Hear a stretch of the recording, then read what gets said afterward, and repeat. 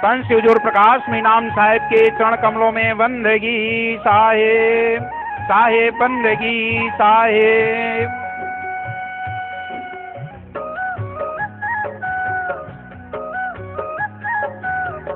शांतिपूर्वक आप लोग अपना स्थान ग्रहण कर लें। समस्त श्रद्धालु सज्जनों से निवेदन है, शांतिपूर्वक आप अपना सच्चा प्रेम सदगुरु से लगाएं। हमारे सदगुरु, हमारे परम पुरुष सदगुरु कबीर स्वरूप हम सबके बीच में विराजमान हैं।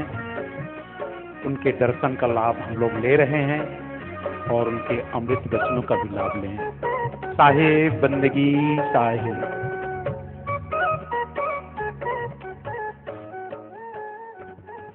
गुरु के सुमरण मात्र से नासत विघ्न अनंत, ताते सर्वारंभ में ध्यावत हैं सब संत।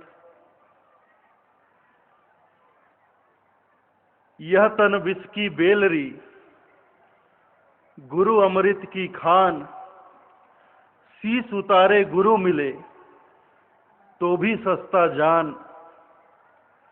गुरु समान दाता नहीं, याचक शिष्य समान। तीन लोक की संपदा, सो गुरु दीन्हा दान। हमारे हृदय मंदिर के आराध्य, हमारे सतपुरुष सदगुरु कबीर साहब के पावन चरण कमलों में कोटि कोटि बंदगी करते हुए पूज्य संत समाज और साहब के नेमी प्रेमी भक्तजनों को सप्रेम साहेब बंदगी साहेब।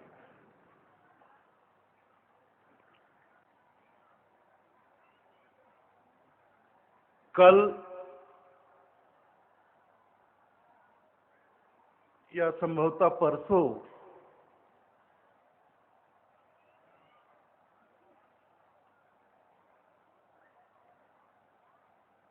एक दोहा साहिब का मैंने बोला था।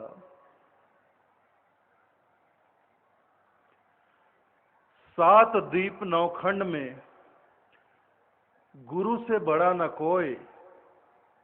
करता करे न कर सके, गुरु करे सो है। सात द्वीप नौखंड में गुरु से बड़ा न कोई।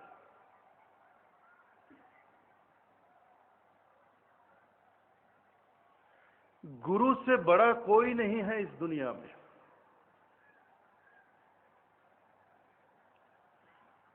गुरु सबसे बड़े हैं।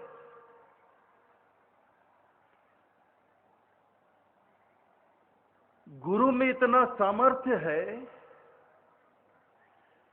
कि एक लोक क्या, दो लोक क्या, तीन लोक की संपदा वो हमें दान में दे सकते हैं। इतना सामर्थ्य उनमें होता है। और इतने सामर्थ्यवान को पाने के लिए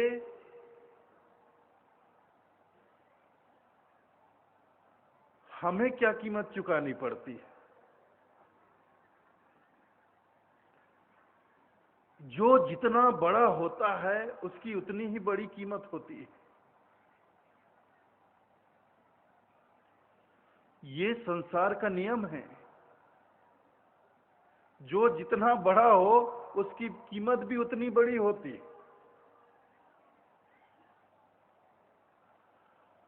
और जो पूरे ब्रह्मांड में सबसे बड़ा हो उसकी क्या कीमत होगी।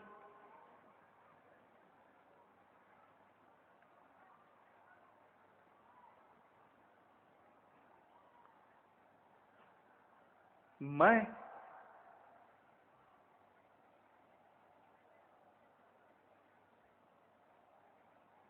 यह तन विष की बेलरी, गुरु अमृत की खान। शीस उतारे गुरु मिले तो भी सस्ता जान।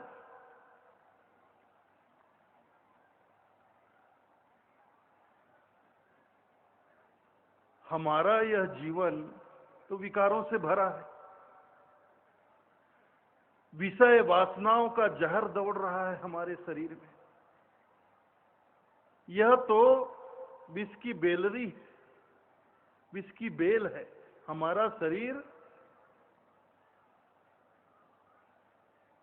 विषय वासनाओं के विष से, जहर से भरा हुआ है।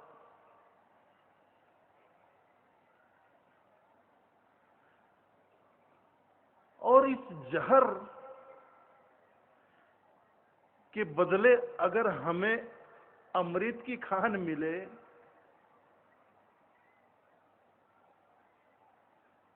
अमृत किसको कहते हैं? जिसका रसपान कर लेने से जीव अजर अमर हो जाता है। और जहर किसको कहते हैं? जिसके रसपान से जान चली जाए, जो जान को हर ले वो जहर। सीधा सा मतलब है इसका। जहर का मतलब जिसके सेवन से हमारी जान चली जाए। ऐसी कोई वस्तु जिसे हम ग्रहण करें, उसके ग्रहण करने से हमारी जान चली जाए। जान को हरने वाला जहर।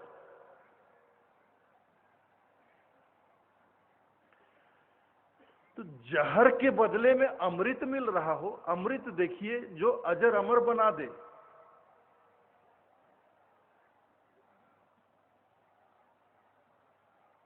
तो अमृत की कीमत जहर है। जहर देकर हम अमृत को प्राप्त कर सकते हैं। यह तन विष की बेलरी, गुरु अमृत की खान। हम तो विष के चलते फिरते पुतले हैं और गुरु अमृत की खान है।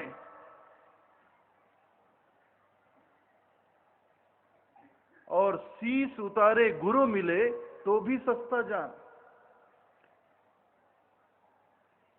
और इस शीश को, शीश मतलब सिर नहीं कहा जा रहा है, सिर उतारे गुरु मिले ऐसा नहीं। शीश, ये शीश,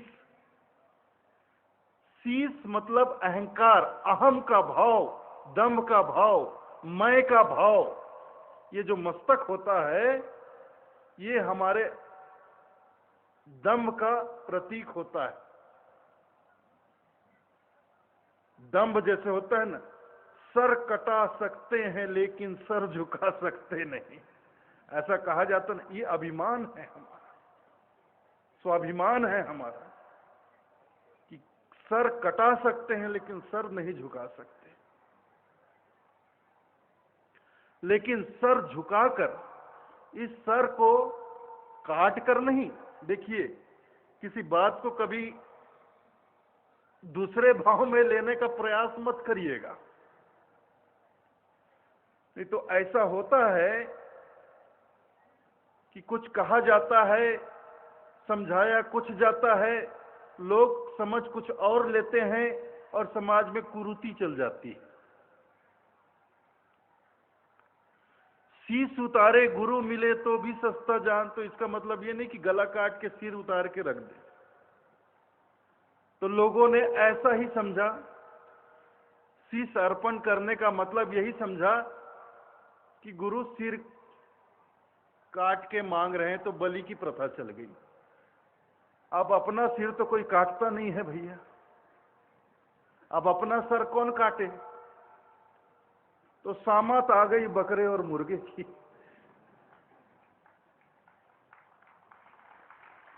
अपना सर काटने की हिम्मत तो किसी के अंदर नहीं, तो पकड़ के ला रहे हैं बकरे, उसका सिर काट रहे हैं, मुर्गे ला रहे हैं उसका सिर काट रहे हैं और चढ़ा रहे हैं।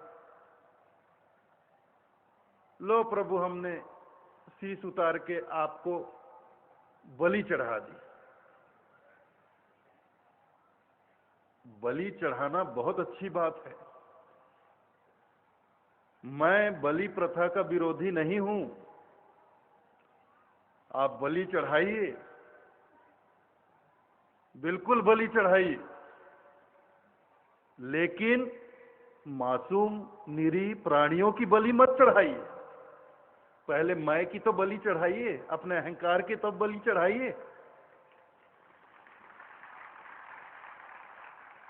कुर्बानी कुर्बानी कुर्बानी, अल्लाह को प्यारी है कुर्बानी। तो क्या क्या किस चीज की कुर्बानी अल्लाह को प्यारी? इंसानियत के रास्ते पर, इंसानियत के लिए अपने जान की कुर्बानी दे दो, वो अल्लाह को मंजूर है, वो मालिक को मंजूर है।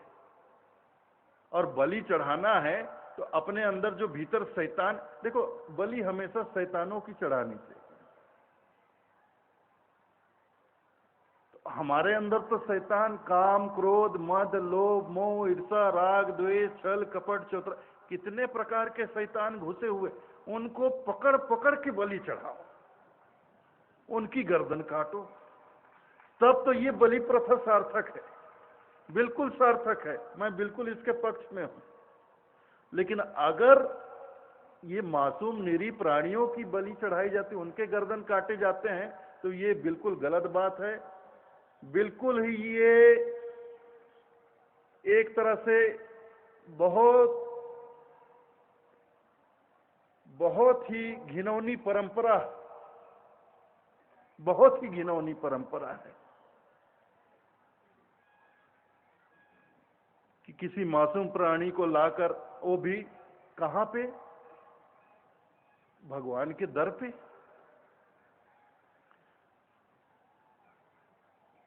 मां के दरबार में, मां के दरबार में। देखो नवरात्रि का जब पर्व आता है तो माता के दरबार में, हमारे छत्तीसगढ़ में एक जगह है चंद्रपुर, शायद रायगढ़ जिले के अंतर्गत, चंद्रहासनी, वहां देवी माता का दरबार है। तो नवरात्रि में वहां हजारों बकरे और मुर्गे काट दिए जाते हैं और कहते हैं मां की मांग। अरे मां, एक तो मां कह रहे हो, मां का भाव भी नहीं समझ रहे हो। मां का मतलब क्या होता है? मां कौन होती? मां जननी होती है। जननी अर्थात जीवन देने वाली, जीवन दायिनी, जो जीवन दे उसे मां कहते हैं। और आप उसी मां के दरबार पे, उसी मां के दर पे जीवन ले लेते हो।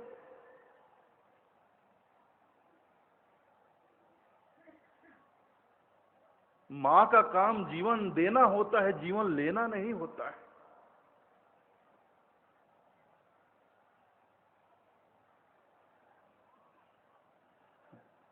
और ऊपर से हम ये भी कहते हैं, और ये जिम्मेदारी भी अपने सिर पे नहीं लेते, कहते हैं ये भगवान की मांग है।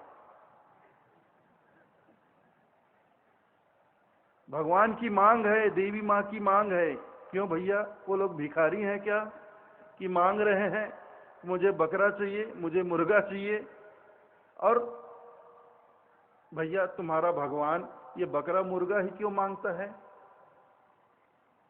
कभी घोड़ा भी मांगे, कभी हाथी भी मांगे, कभी शेर भी मांगे, कभी चीता भी मांगे, कभी भालू भी मांगे, कभी मगरमच्छ भी मांगे, तब ना। वो जब मांगेगा मुर्गा और बकरा ही मांगेगा। देखो हम खुद भिखमंगे हैं, ठीक है, हम भिखारी हैं, दया करके अपने देवी देवताओं को भिखारी मत बनाइए। और वो भला क्यों मांगेंगे? भगवान क्यों मांगेगा? ये सारा संसार उसी ने तो बनाया, ये सारा संसार उसका है। और संसार में जो कुछ भी है वो सब उसी का है, सब उसी का। तो जब संसार में सब कुछ भगवान का है, तो उसे जब जो चाहिए वो खुद ले लेगा, हमसे क्यों मांगेगा?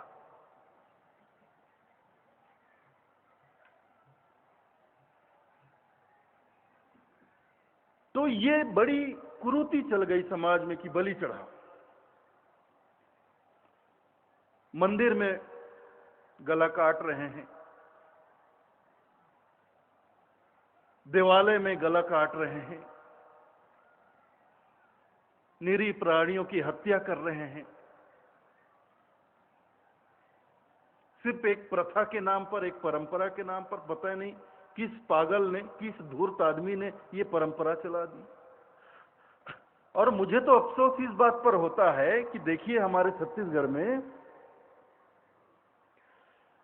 विधानसभा में ये पारित हुआ था कि प्रदेश में कहीं बलि नहीं चढ़ाई जाएगी। उसके पश्चात चंद्रपुर के जो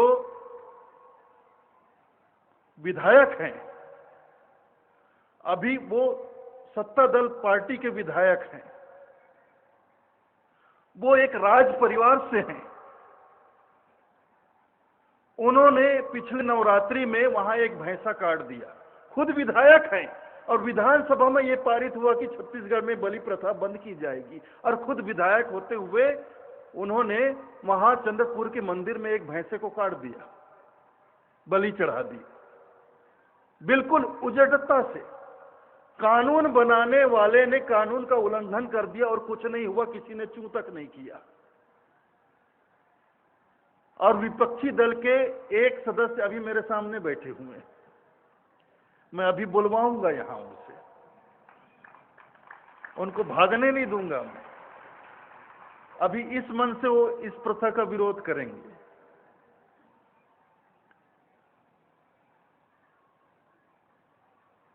तो सत्ता दल के नेता होते हुए उनकी पार्टी ने, उनकी सरकार, उन्होंने जब ये पारित किया विधानसभा में कि यहां बलि नहीं चढ़ेगी, और उन्हीं के विधायक बलि चढ़ा रहे हैं कि ये हमारी परंपरा है, वर्षों पुरानी परंपरा है, हम ये परंपरा समाप्त नहीं होने देंगे, बलि चढ़ाएंगे, और बलि चढ़ा दी।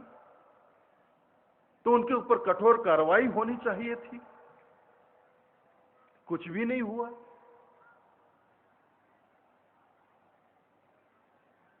तो जब कानून बनाने वाले, नियम बनाने वाले खुद ही नियम का उल्लंघन करेंगे तो कैसे ये सब कुप्रथा, ये जो कुरीतियां समाज में फैली है, कुप्रथाएं समाज में फैली है, ये बुराइयां जो समाज में फैली है, इसे हम कैसे दूर करेंगे? कैसे जन जागृति लाएंगे? हालांकि कई ऐसे संगठन हैं जो उसके विरोध में खड़े हुए हैं। जैन संगठन खड़ा हुआ है, गायत्री समाज के लोग खड़े हुए हैं कि ये बलि प्रथा बंद होनी चाहिए, और हम कबीर पंथ समाज के द्वारा भी इसका हम कड़े शब्दों में निंदा करते हैं और विरोध करते हैं कि बलि प्रथा बिल्कुल नहीं होनी चाहिए। और बलि प्रथा हो, बलि चढ़े, तो भाई सबसे पहले अपने अहंकार की बलि चढ़ाए, अपने भीतर जो बसे हुए शैतानों को पकड़ पकड़ के बलि चढ़ाए, काम की बलि चढ़ाए, क्रोध की बलि चढ़ाए, लोभ की बलि चढ़ाए, मोह की बलि चढ़ाए। तब निश्चित रूप से इस प्रथा को क्या कहते हैं, बिल्कुल अनुचित माना जाएगा, सही माना जाएगा।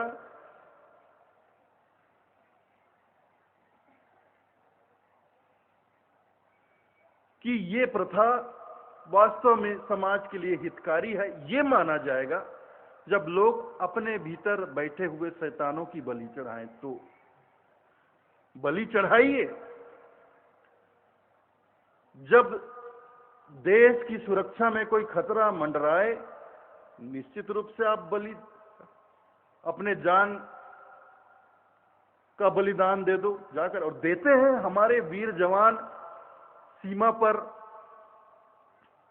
जब बाहरी आक्रमण होता है दुश्मनों का, तो सैकड़ों जवान शहीद हो जाते हैं। वो अपने खुद की बलि चढ़ा देते हैं अपने देश के लिए। ये बलिदान सार्थक है, बिल्कुल सार्थक है। बहन बेटियों की इज्जत कहीं खतरे में हो, कोई दुष्ट, कोई बदमाश बहन बेटियों की इज्जत आबरू पे हाथ डाल रहा हो, तो बहन बेटियों की इज्जत आबरू की रक्षा के लिए अगर अपनी जान भी देनी पड़े तो दे दो, पीछे ना हटो, एक कदम भी पीछे ना हटो। चाहे जान गंवानी पड़े, जान की बलि देनी पड़े, दे दो, ये बलिदान सार्थक है। लेकिन नहीं, बलि चढ़ाएंगे तो मासूम प्राणियों की, निरीह पशुओं की, खींचते हुए जब, अरे उससे भी तो पूछ लो उसकी इच्छा है कि नहीं है। बकरे को खींचते हुए वो चल नहीं रहा है, अड़ गया है, तो भी उसको खींच रहे हैं, वो स्केटिंग करता हुआ जा रहा है। लाओ, खुद तो बलि चढ़ नहीं रहे हो, चढ़ तो बेचारा वो रहा है, अब उसकी इच्छा है कि नहीं है, उससे भी तो पूछ लो, जान लो कि वो अपनी गर्दन कटाना चाहता है कि नहीं। लेकिन नहीं, खींच के लाए, पकड़े, गंडासे से एक बार में, एक झटके में सिर अलग।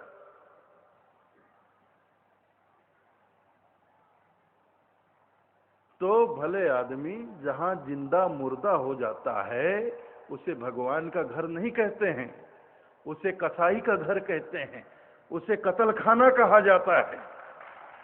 भगवान का घर तो वो है, भगवान का दर तो वो होता है जहां मुर्दा भी जिंदा होकर खड़ा हो जाए, जहां मुर्दे को जीवन मिल जाए, वो भगवान का घर होता है, वो मां का दरबार होता है। तो वहां हम जिंदे को मुर्दा कर रहे हैं। तो ये सब समझ का फेर है। बलिदान की महत्ता को समझाया गया, लेकिन लोगों ने गलत समझा, कि कुछ धूर्त लोगों ने इसे गलत ढंग से समझाया समाज को, कि ये बलि प्रथा चल गई, गलत तरीके से चल गई।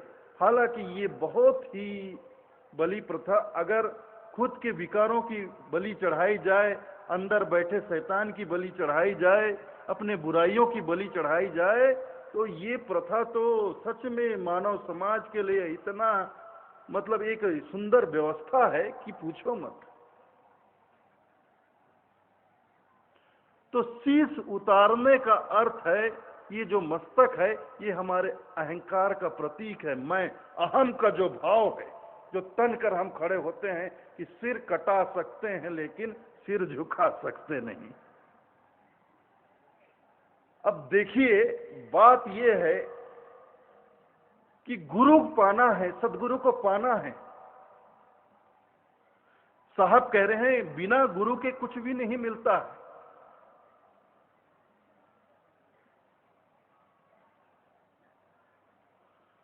गुरु के बिना कुछ नहीं मिलता है। तो गुरु को प्राप्त करना है, तो गुरु पाने के लिए तो कीमत है शीश की। और ये कीमत बहुत बड़ी कीमत नहीं है, ये तो इतना, मतलब सोचो तो, समझो तो, ये तो ऐसा सौदा है कि जैसे हम फूटी कौड़ियों के बदले में हीरे जवाहरात प्राप्त कर रहे हैं, ऐसा सौदा है।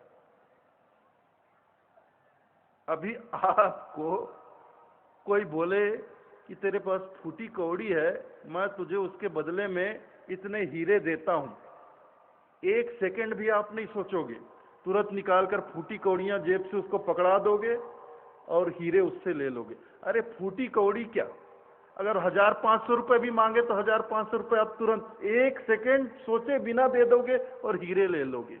आपको मालूम है वो हीरे तो लाखों के हैं, करोड़ों के हैं। लेकिन ब्रह्मांड में जो सबसे बड़ा है, जिससे बड़ा और कोई नहीं है,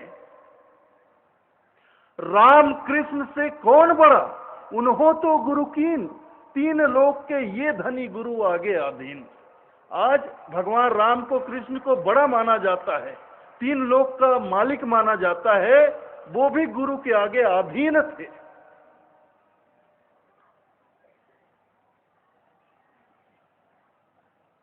तो गुरु जो होते हैं, जो सतगुरु होते हैं, वो तो इन अवतारों से भी ऊपर होते हैं। तो जो पूरे ब्रह्मांड में सबसे बड़ा हो, उसके लिए इतनी छोटी सी कीमत, मैं, अहम जो हमारा है, शीश जो है, उसे चुकाकर, मैं को छोड़कर शीश उतारे, गुरु मिले तो भी सस्ता जान। इससे सस्ता सौदा दुनिया में और कोई नहीं हो सकता है, अगर हमारे भीतर विवेक हो तो, अगर हमारे अंदर समझ हो तो। लेकिन समझ की ही तो कमी है, विवेक की ही तो कमी है।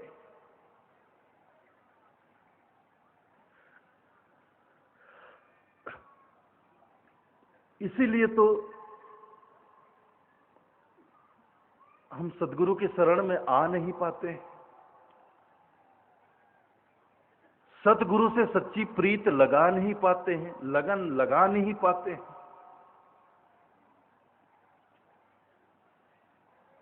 क्योंकि मैं से बड़ा प्रेम है ना हमें।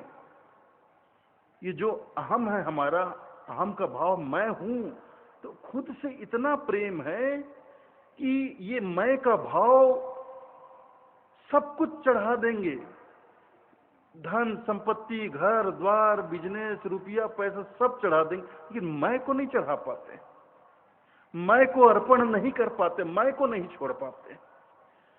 होता है, देखिए आप मंदिर में भी जाते हैं, चाहे गुरुद्वारा में जाते हैं, यहां भी जैसे आप भेंट बंदगी करते हैं तो क्या चढ़ाते हैं? गुरु को क्या चढ़ाते हैं? साधु संतों को क्या चढ़ाते हैं? मंदिर में जाते हैं तो क्या चढ़ाते हैं?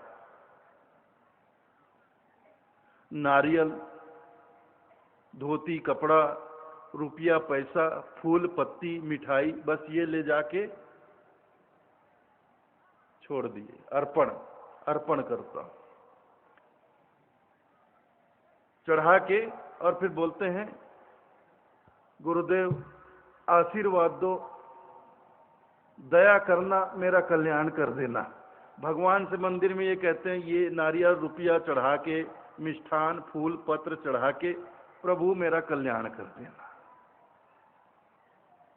तो भगवान सोचते होंगे बेवकूफ समझा है, बेवकूफ समझा है, जो तेरा नहीं है उसे चढ़ा के बोलता है मेरा कल्याण कर देना। अरे कल्याण तो मैं उसका करूंगा जो मेरे पे चढ़ा है, कल्याण तो मैं नारियल का करूंगा, कल्याण तो मैं रुपया पैसा का कर दूंगा, कल्याण मैं मिठाई का कर दूंगा, कल्याण मैं फूल पत्ती का। तेरा कल्याण कैसे करूंगा? तू तो अपना सब बचा के ले गया, तो तेरा कल्याण कैसे करूंगा? भाई सीधी सी बात है, मैं अपना कल्याण चाहता हूं, मैं अपना भला चाहता हूं, मैं अपना उद्धार चाहता हूं। तो जब तक मैं खुद समर्पित नहीं होऊंगा, मैं अपने आप को समर्पित नहीं करूंगा, तब तक मेरा कल्याण होगा कैसे?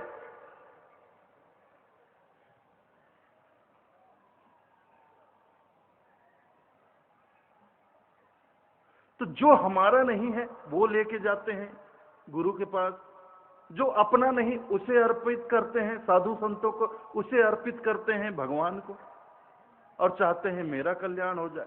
तो मेरा कल्याण तभी होगा जब मैं खुद समर्पित हो जाऊंगा। मैं अपना भला चाहता हूं, मैं अपना उद्धार चाहता हूं, मैं अपना कल्याण चाहता हूं, तो मैं खुद को समर्पित करूंगा, तभी मेरा उद्धार होगा, मेरा कल्याण होगा। इसलिए मैं का समर्पण, मैं का सौदा, यहां लेन देन की बात है। और मैं की औकात क्या है, इस पर भी परसों या कल या परसों ही चर्चा हुई थी। मैं की औकात क्या, कितना बड़ा है मैं क्या है?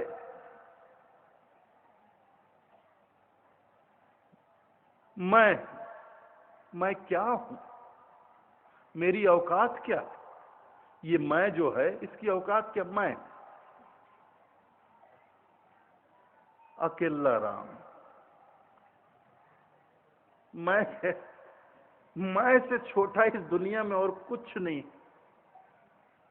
वो चींटी भी मैं से बड़ी।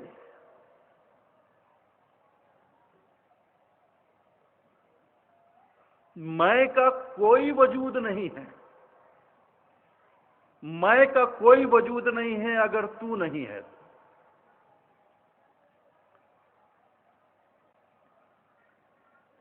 ये मैंने ही तो द्वंद खड़ा कर दिया ना, मैं हूं, तू है।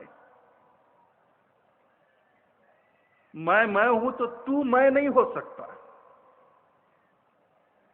तू है, मैं हूं। ये अभिमान। तू है, होगा जो होगा, मैं हूं। और ये द्वंद हमारे और परमात्मा के बीच भी आ गया।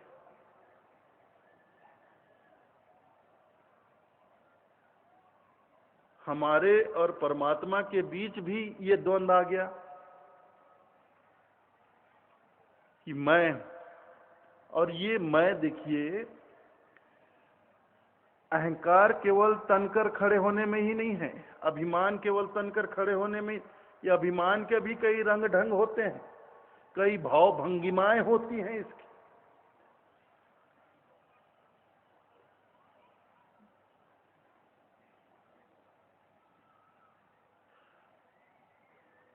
ये मैं को हम ऐसे ऐसे ढंग से खड़ा करके रखते हैं कि पूछो मत। शरीर को गिराकर भी मैं को खड़ा करके रखते हैं। एकदम जाके कोई धाम से लेट जाता है, साष्टांग एकदम लंबा हो जाता है, जाके मंदिर धड़ाम, मैं तेरा सबसे बड़ा भक्त हूं,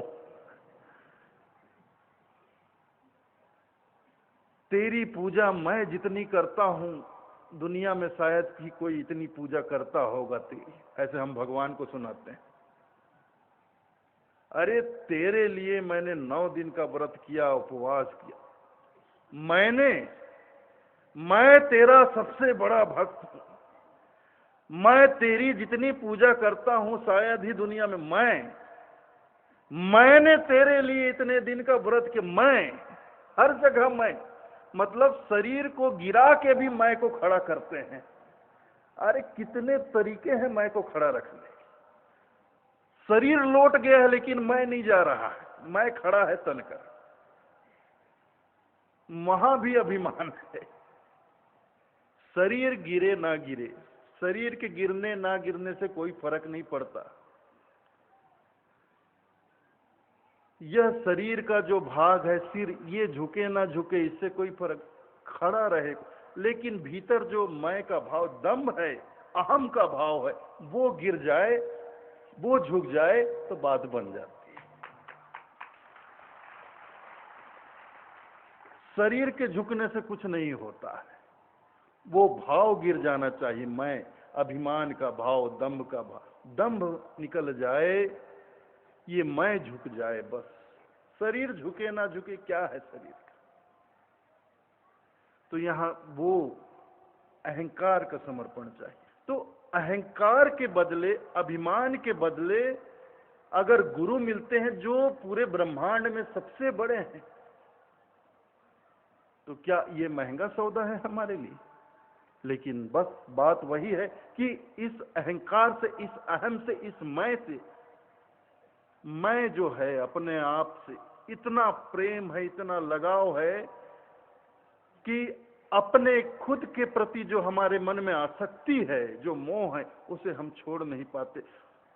और मैं के प्रति आसक्ति को छोड़ नहीं पाते, मोह को छोड़ नहीं पाते, खुद के प्रति लगाव को हम छोड़ नहीं पाते। इसलिए सदगुरु से हमारी लगन लगती नहीं है।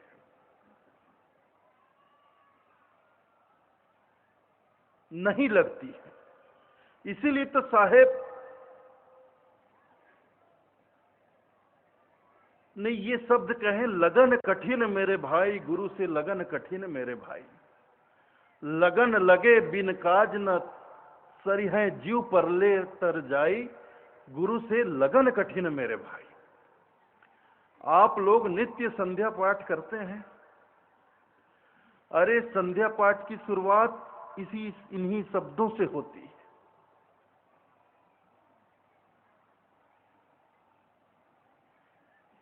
संध्या पाठ की शुरुआत ही इन शब्दों से करते हैं, लगन कठिन मेरे भाई, गुरु से लगन कठिन मेरे भाई। लगन लगे बिन काज न सरिहाए, जीव परले तर जाई, गुरु से लगन कठिन मेरे भाई। क्योंकि लगन खुद से लगी है ना, मैं से लगी हुई है। तो मैं से लगन लगी है और वो लगन छूट नहीं रही है, मैं से हमारा लगाव टूट नहीं रहा है, तो गुरु से कैसे लगन लगे? और जब तक गुरु से लगन न लगे तो कार्य की सिद्धि कैसे हो? लगन लगे बिन काज न सरी। कार्य सफल कैसे होंगे हमारे? लगन लगेगी गुरु से तभी तो कार्य सफल होगा। हम गुरु से, सदगुरु के चरणों में प्रीत लगाएंगे तभी तो गुरु हमें कुछ प्रदान करेंगे। देखिए आप, गुरु कोई अंधे तो नहीं है।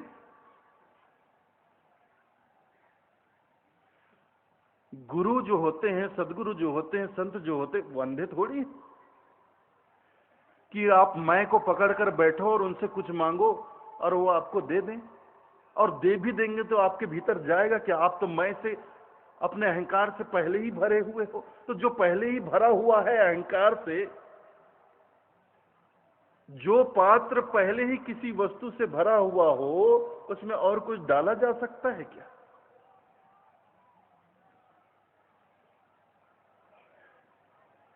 कोई बाल्टी पहले ही पानी से लबालब भरा, तो उस बाल्टी में और कुछ डाला जा सकता है? नहीं डाला जा सकता। तो उस बाल्टी को अगर और कुछ चाहिए तो खुद को रीता करना पड़ेगा, रिक्त करना पड़ेगा, खाली करना पड़ेगा, तब तो उसमें कुछ डाला जाएगा। अहंकार से, विकारों से हम पहले ही भरे हुए हैं। और जाके गुरु के सामने हाथ फैलाते कि मुझे कुछ चाहिए। आप मुझे भक्ति का दान दीजिए, आप मुझे ज्ञान दीजिए, मुझे उपदेश दीजिए। गुरु तो अंधे नहीं होते, वो तो देख रहे हैं कि हम तो पहले ही भरे हुए हैं। तो जो पहले से भरा हो उसमें और कुछ नहीं डाला जा सकता है। हम लेने वाले हैं, हमको कुछ चाहिए। देखिए, साहब ने जो वचन कहे हैं, गुरु समान दाता नहीं, याचक शिष्य समान, तीन लोक की संपदा सो गुरु दीन्हा दान।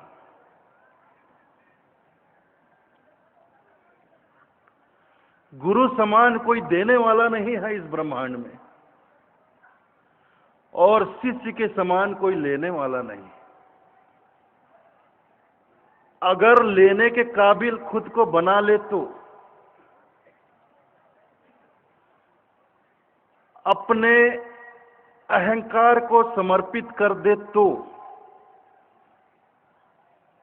अपने आप को इस योग्य बना ले, ऐसा सुपात्र बना ले जो रीता हो, तो उसमें गुरु तीन लोक की संपदा भर सकते हैं।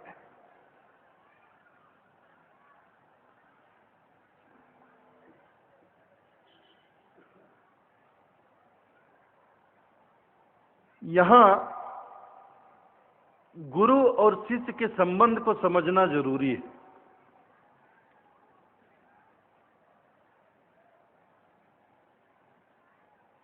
यहां एक सौदा है, एक लेने वाला है तो दूसरा देने वाला है।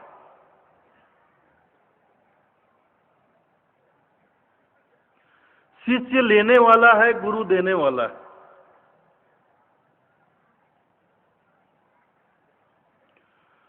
तो जब कभी भी लेन देन होती है, सबने देखा है, देने वाले का हाथ ऊपर होता है और लेने वाले का हाथ झुकना, इसी को कहते हैं। दो बातें हैं दुनिया में, एक तो झुकना और दूसरा जूझना। इन दोनों बातों को आप ध्यान में रखिएगा। दुनिया के सामने कभी झुकना मत, सदा जूझना।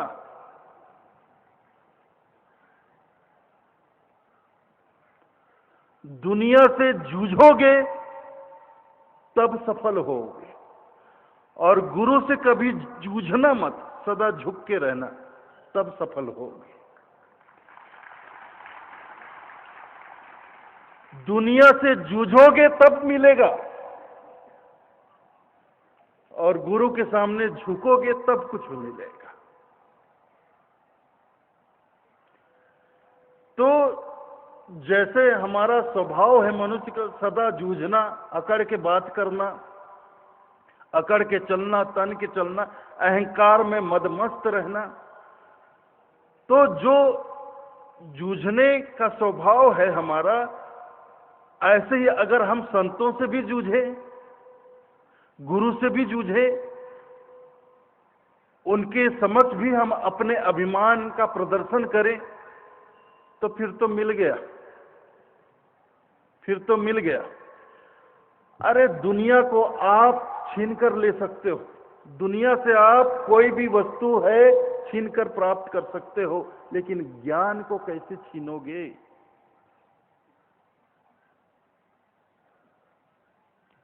या गुरु जो हैं, संत जो हैं, संत जन जो हैं, वो कोई हमारे बाप के कर्जदार नहीं है कि उनके ऊपर चढ़ बैठोगे कि तुमने मेरे बाप से इतना ज्ञान कर्जा लिया था, इतने टाइम में सूद समेत इतना हो गया, मेरे हवाले कर।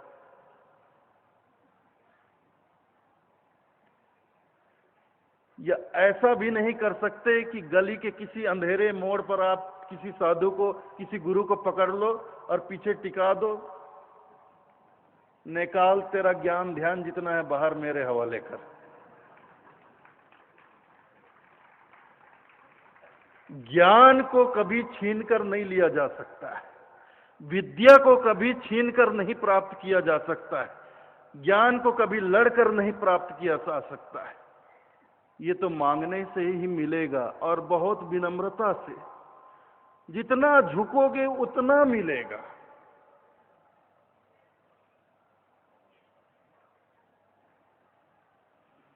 तो इस बात को हमेशा ध्यान रखना। इसलिए साहब ने कहा है, गुरु समान नहीं दाता जग में, सब जंग मांगन हारा हो। एक भजन हम गाते हैं, साहब ने धनी धर्मदास जी साहब को संबोधित करके ये बात उन्होंने कही है, जग में गुरु समान नहीं दाता, सब जग मांगन हारा। सब जग मांगन हारा, कहत कबीर सुनो धर्मदासा, मानो वचन हमारा हो, जग में गुरु समान नहीं दाता, सब जग मांगन हारा। तो ये मांगने से ही, विनम्र होने से ही, झुकने से ही, झुकने का अर्थ मैंने बताया ना, शरीर का झुकना नहीं, मैं का झुकना, मैं का झुकना। मुझे चाहिए, मुझे ज्ञान चाहिए, मुझे सद्बुद्धि चाहिए, मुझे सुमति चाहिए, मुझे विद्या चाहिए। मैं लेने वाला हूं, तो मुझे झुकना पड़ेगा। मैं झुकूंगा, रीता होऊंगा, खाली होऊंगा, तभी गुरु उसमें कुछ डालेंगे। लेकिन मैं की आसक्ति, मैं से मोह, मैं से लगाव हम छोड़ नहीं पाते। तो मैं से लगाव टूटता नहीं है, तो हम गुरु से लगन लगाएं कैसे? बात वही हो जाती। इसीलिए तो गाया जाता है, गुरु से लगन कठिन मेरे भाई, और लगन लगे बिन काज न सरिए। और लगन जब तक ना लगे तो गुरु से कुछ मिल नहीं सकता है। जैसे मृगा नाद शब्द का प्रेम, नाद सुनन को जाई, सोई शब्द सुन प्राण देत है, तनिको न मन में डराई। ऐसी लगन होनी चाहिए। बस इसमें बहुत से दृष्टांत साहब ने दिए हैं। सती का दृष्टांत दिया, दो दल आन जुरे सब सम्मुख, सूरा लेत लड़ाई, टूक टूक होए गिरे धरनी पर, खेत छाड़न नहीं जाए। दो दल आन जुरे, जब दो दल युद्ध में जब आमने सामने हो जाते हैं तो सूरा लेत लड़ाई। जो सूरवीर होते हैं वो तो बिल्कुल भिड़ जाते हैं, भले ही टुकड़े टुकड़े होकर धरती पे क्यों ना गिर जाए, मैदान छोड़कर भागते नहीं हैं। ऐसी हिम्मत चाहिए, तब गुरु से लगन लगेगी। मतलब जान देने की हिम्मत चाहिए। और देखिए, ये मैं को छोड़ना जान देने से भी बड़े हिम्मत का काम है। जान तो फिर भी हम एक बार दे देते हैं, लेकिन मैं को नहीं छोड़ पाते हैं। तो साहब तो कहते हैं कि जब तक मैं को नहीं देंगे सदगुरु मिलेंगे नहीं, और जब तक सदगुरु नहीं मिलेंगे तब तक हमारा उद्धार होगा नहीं। तो सदगुरु से तो लगन लगानी ही पड़ेगी। आज चुका माता जी एक भजन गा रही थी, लाउड स्पीकर पर मैं सुन रहा था, मेरी लगन साहेब से लागी रे। गाने में क्या रखा है? वो तो मैं भी कह दूंगा कि मैं सदगुरु से बहुत प्रेम करता हूं, मेरी प्रीति लगी है सदगुरु से, मेरी लगन लग गई है सदगुरु। आप कह सकते हो, आप कह सकते हो, वो भी कह सकते हैं, सब कह सकते हैं। मेरी लगन साहिब से लागी रे, मेरी लगन सदगुरु से लागी रे। तो ये भजन गाना और बात है। इसी को साहब ने कहा, देखो, पद गावे लौलीन रहे, पद गावे लौलीन रहे, कटे न संशय फांस, सबे पिछोरा थोथरा, एक बिना विश्वास। अरे पद आप कितने भी गा लो ना, और गाते गाते लीन भी हो जाओगे। पद गावे लौलीन रहे, कटे न संशय फांस, लेकिन मन की शंका नहीं मिटती। सबे पिछोरा थोथरा, एक बिना विश्वास। अगर विश्वास नहीं है, अगर पूर्ण विश्वास के साथ आप सदगुरु से प्रीत नहीं करते हैं, पूरी हिम्मत के साथ, पूरे दृढ़ता के साथ, पूरे संकल्प के साथ आप सदगुरु से नहीं जुड़ते हैं, सदगुरु से लगन नहीं लगाते हैं, तो फिर कुछ नहीं हो सकता है। इसीलिए गुरु से लगन लगाने को साहब ने कठिन कहा है। स्वाति बूंद को रटत पपीहा, पिया पिया रटलाई, प्यासे प्राण जाए क्यों ना अजहु, और नीर नहीं भाई। गुरु से लगन कठिन मेरे भाई।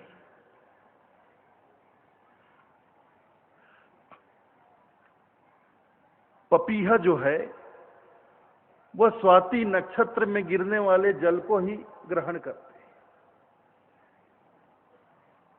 वो प्यास से मर क्यों ना जाए, वो किसी दूसरे जल को नहीं पीता है।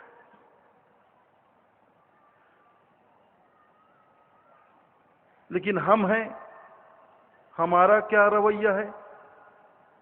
तू नहीं और सही, और नहीं और सही।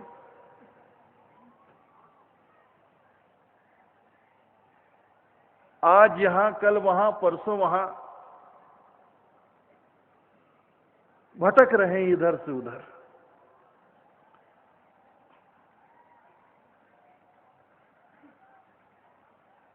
तो लगन लगाओ तो इतनी दृढ़ता से लगाओ जैसे पपीहा, स्वाति बूंद को रटत पपीहा, पिया पिया रटलाई, प्यासे प्राण जाए क्यों ना अजहु, और नीर नहीं भाई।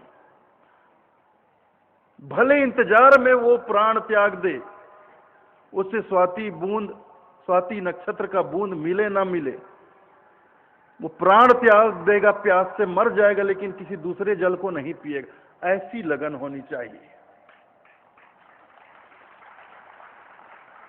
ये लगन है, इसको कहते हैं प्रेम, इसको कहते हैं प्रीत, इसको कहते हैं लगन।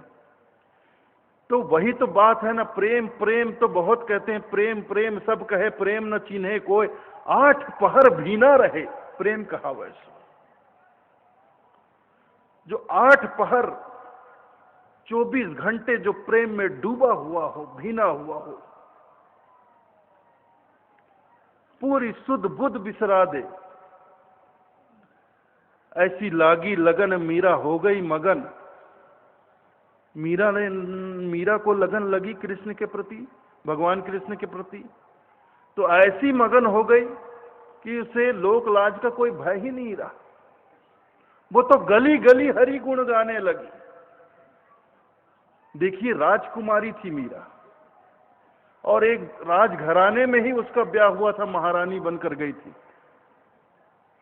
लेकिन बचपन से ही उसकी लगन लगी थी भगवान कृष्ण से। उसने तो स्पष्ट कह दिया, मैं किसी को अपना पति नहीं मानती। मेरे तो गिरधर गोपाल दूसरो न कोई, जाके सिर मोर मुकुट मेरो पति सोई। ये कोई राणा फाड़ा मेरे पति नहीं है, जाके सर मोर मुकुट मेरो पति सोई। मेरे तो गिरधर गोपाल दूसरो न कोई। ऐसी लगन लगे। कहां महलों में रहने वाली, एक चार दीवारी में रहने वाली, कभी आम जगह पे नहीं निकलने वाली, एक मर्यादा में रहने वाली राजकुमारी जब लगन लगी तो ऐसे मतवाली हो गई, ऐसी मगन हो गई तो एक तंबूरा लेके अपने पिया का, अपने गिरधर गोपाल का गुणगान करते हुए गली गली घूमने लगी, नाचने लगी, गाने लगी। इसको कहते हैं लगन, इसको कहते हैं प्रेम। तो प्रेम प्रेम सब कोई कहे, लेकिन प्रेम न चिन्हे। इसलिए तो साहब कहते हैं प्रेम प्रेम सब कहते हैं, मैं खूब प्रेम करता। अरे ये बेकार की बात है, ढोंग है, पाखंड है। अगर सच्ची प्रेम होती सदगुरु के प्रति तो आप सदगुरु के वचनों को एक एक अक्षर का पालन करते जीवन में। सदगुरु की जो आज्ञा है, सदगुरु के एक एक वचनों का जीवन में पालन करते, चाहे मर जाते सदगुरु के वचनों से अडिग नहीं हो, अडिग रहते, डिग नहीं सकते थे आप। लेकिन सदगुरु बोल रहे हैं झूठ मत बोलो, आप सुबह उठ के रात को सोते तक खाली झूठ झूठ बोलते हो। हर वो काम करते हो जिसके लिए सदगुरु ने मनाही की है। सदगुरु सबसे पहले तो जब हम गुरु करते हैं तो हमें नाम दान मिलता है, नाम दान दिया जाता है और नाम जपने को, सुमरन करने को कहा जाता है। क्या वही कर पाते हो? कितना कर पाते हो? साहब ने तो कहा, हमारे सदगुरु ने कहा, श्वास श्वास में नाम ले, बिरथा श्वास न खोए, न जाने यह श्वास का अवन होए न होए। श्वास श्वास में नाम ले, कितने लोग लेते हैं? क्या यही लगन है सदगुरु से? इसलिए तो कहते हैं साहब, नाम जप मन, नाम जप मन, नाम जप मन बावरे, सतगुरु से प्रीत कर ले, छाड़ कपट का बावरे। ये नाम प्रेम प्रेम प्रेम प्रीत लगन की बात करते हो। सदगुरु से हम प्रेम करते हैं, प्रेम करते हैं, प्रेम। सदगुरु से तो सभी प्रेम करते हैं। कहना और है, निभाना अलग बात होती है। कहने में क्या रखा है, क्या जाता है, कह देते हैं। सदगुरु से तो सभी प्रेम करते हैं, साहब से तो सभी प्यार करते हैं, साहब से तो सभी, लेकिन निभाता कौन है इस प्रेम को? निभाने की हिम्मत चाहिए। जो निभाएगा उसी का कार्य सफल होगा, दूसरे का नहीं होगा।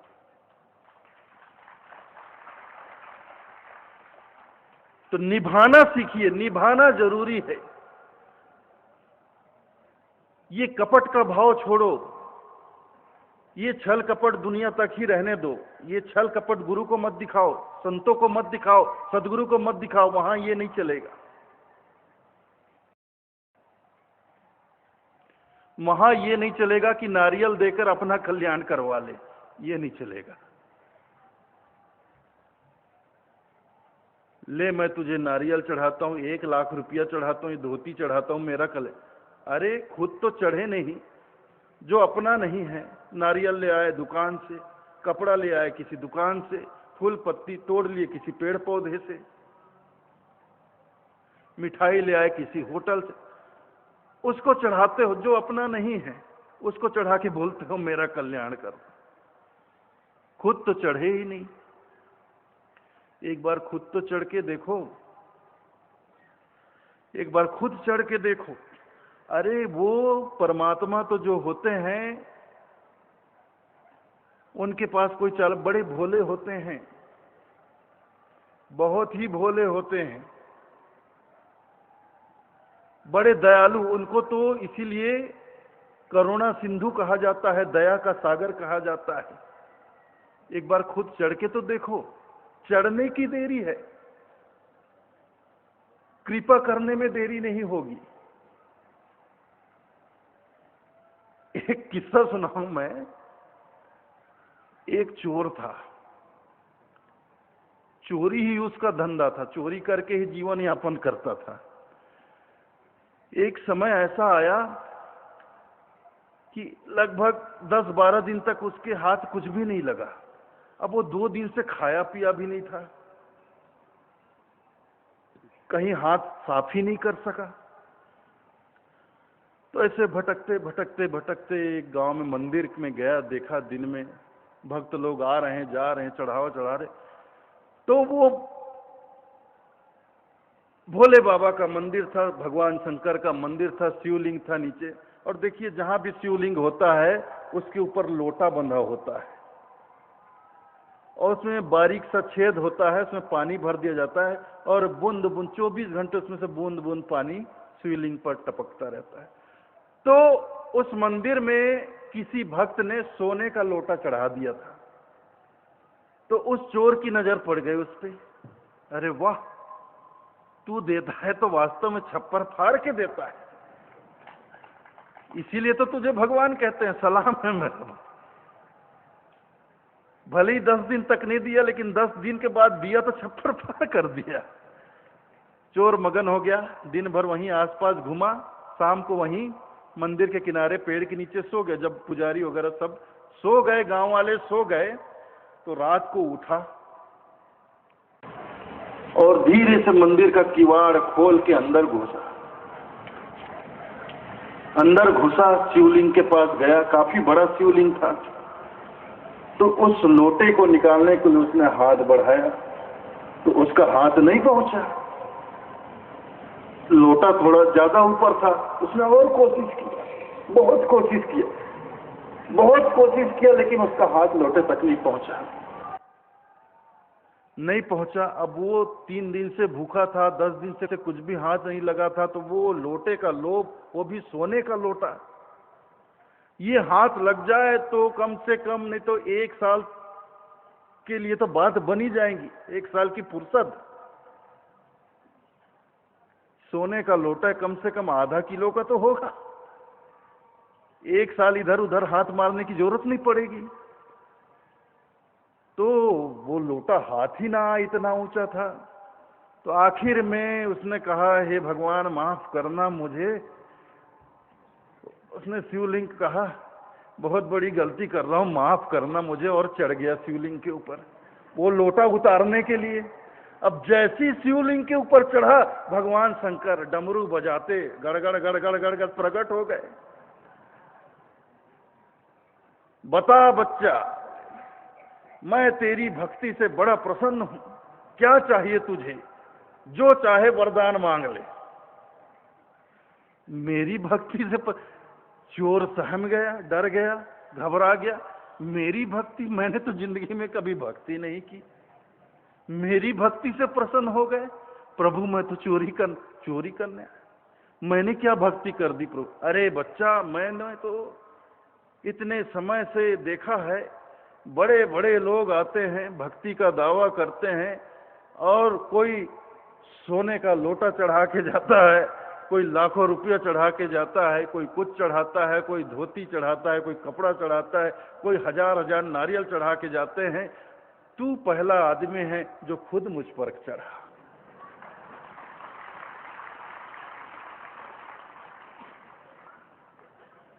तू पहला आदमी है, पहला भक्त है जिसने पराई चीज को नहीं चढ़ाया, चढ़ा तो खुद चढ़ा।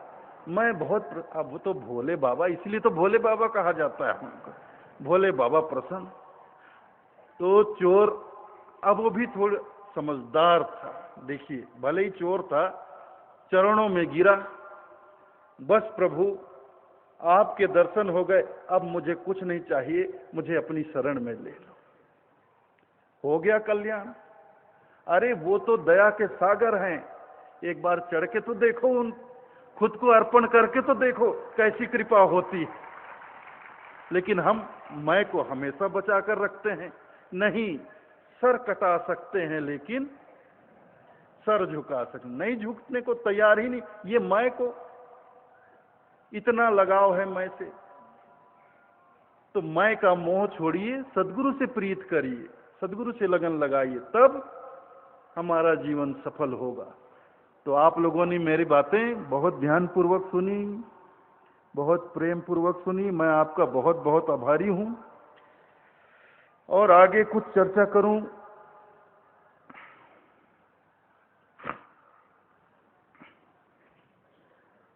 कल कर्नल साहब एएन सिंह जी, हम लोग बहुत प्यार से उनको बोफोर्स अंकल कहते हैं, तोप अंकल, मिलिट्री के आदमी है ना कर्नल साहब, तो उनको हम लोग तोप अंकल कहते हैं। और उनकी जो आंटी है, उनकी धर्म पत्नी है, उनको मिसाइल आंटी कहते हैं। अब वो आंटी तो नहीं आई हैं।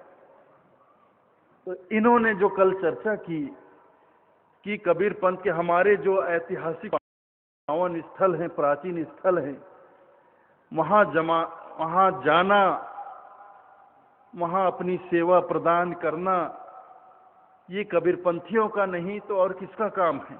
ये हमारा धर्म है। तो हम अपने प्राचीन ऐतिहासिक पावन स्थलों में जाएं, बराबर जाएं, समय निकाल कर जाएं, और हमसे जो बन पड़े 2 दिन, 4 दिन, 5 दिन रहकर हमारे लायक वहां जो भी सेवा हो, वहां हमें करना चाहिए, जरूर करना चाहिए। ये बात जब कल चल रही थी तो साहब की प्रेरणा से मुझे एक बात ख्याल में आया, कि एक बात मेरे मन में आई कि साहब की ही कृपा से 2 साल पहले हमारा बहुत ही पावन स्थल, बहुत ही ऐतिहासिक और महत्वपूर्ण स्थल, जो हमारे वचनवंश समर्थ पुरुष हैं, सतपुरुष के नौतम अंश, नौतम सुरती वचनवंश चूड़ामणि नाम साहब, मुक्तामणि नाम साहब, उनकी जो तपो स्थली है, उनकी जो कर्म स्थली है कुदुरमाल, वह कुछ समय से गलत लोगों के हाथों में पड़ गया था। वो लोग उसे बर्बाद कर रहे थे, बेच रहे थे जमीन जायदाद वहां पर। तो साहब की ही कृपा से गलत लोगों के हाथ से वह स्थल मुक्त हुआ। अब वहां आवश्यकता है एक बहुत ही योग समर्पित एक कड़िहार की, जो वहां रहकर, क्योंकि वो हमारे कबीर पंथ का सबसे प्रथम प्रचार केंद्र है।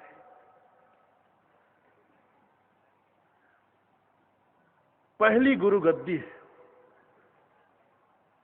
तो ऐसे स्थल का दायित्व कि बहुत ही योग्य, कुशल और समर्पित कड़िहार के ही हाथों में होनी चाहिए।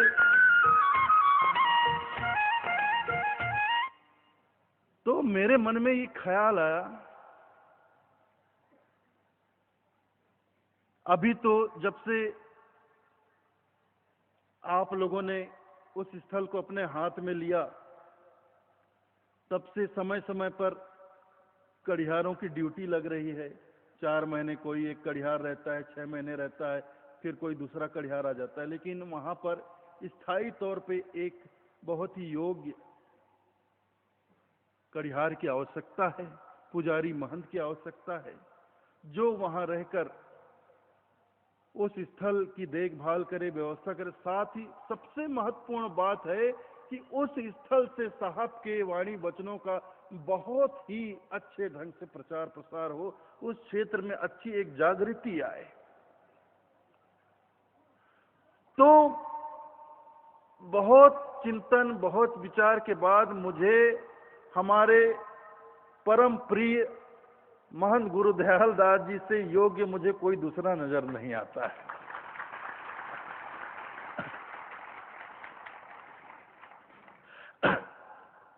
आप रूरा, कानपुर देहात, कबीर मंदिर के कड़िहार हैं, वहां से आप कबीर पंथ की सेवा कर रहे हैं, प्रचार प्रसार कर रहे हैं। आपके, मुझे अच्छी तरह याद है, आपके गुरुदेव ने सन 1995 में आपको पंजाब परवाना करवाया था। 95 में।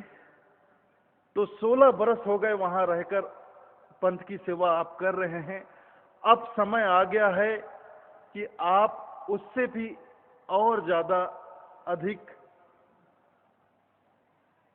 जिम्मेदारी अपने ऊपर लें और अब तक जितना आपने योगदान कबीर पंथ के प्रचार प्रसार में दिया है, जितनी सेवा कबीर पंथ की है, उससे आगे एक कदम और आगे बढ़कर ये उत्तरदायित्व ग्रहण करें। ये मतलब समझ लीजिए पूरे कबीर पंथ पर बड़ा ही एक आपकी कृपा होगी।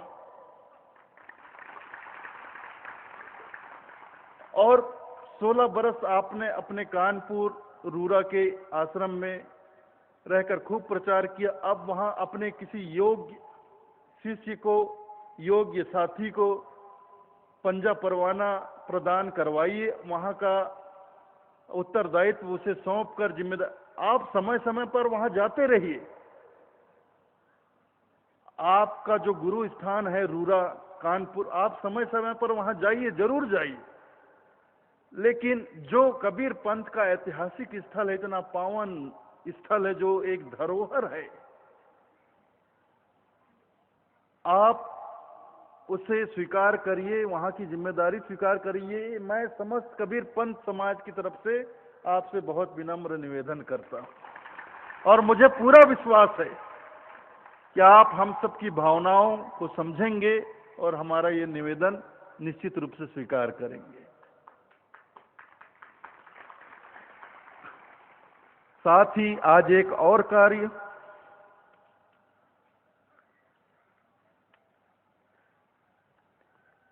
एक मेरा छोटा भाई है जगदीश महंत,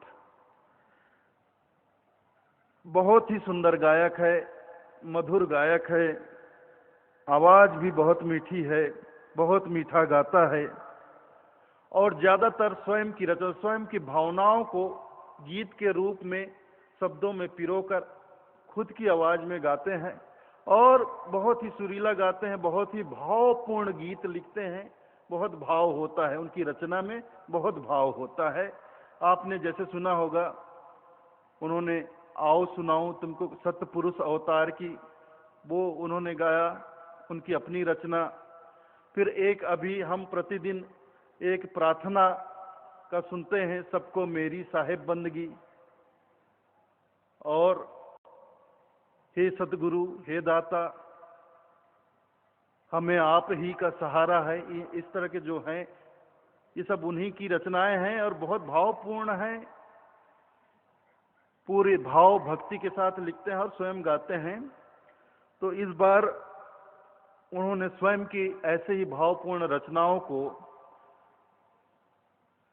कुछ प्राचीन, नए और पुराने जो गाने हैं, बहुत प्रचलित गाने हैं, बहुत लोकप्रिय गाने जो हुए हैं, फिल्मों के गाने हैं, उसकी धुन पर उन्होंने तैयार किया है। समय अपने अपने समय पर जो बहुत ही लोकप्रिय गाने हुए, उसकी धुन पर उन्होंने 8 अपनी रचनाएं तैयार करके उसे स्वरबद्ध किया है। साथ में एक महिला लेडीज सिंगर हैं, रायपुर की है, विजया रावत करके, तो उसको हमने जगदीश के साथ इस जो आज एक हम सीडी, ऑडियो सीडी रिलीज कर रहे हैं, यहाँ से हम विमोचन करने वाले हैं, उसमें इन दोनों ने अपना स्वर दिया है और बहुत ही सुंदर बना है। ये बहुत जो लोकप्रिय फिल्मी गीतों की धुन पर है और ये रचनाएं सभी रचनाएं जगदीश की है। तो उसका विमोचन अभी होगा, अभी हम करते हैं, फिर उसे सुनेंगे भी। तो इतना ही कहकर मैं अपनी बात समाप्त करता हूं। साहेब बंदी साहेब।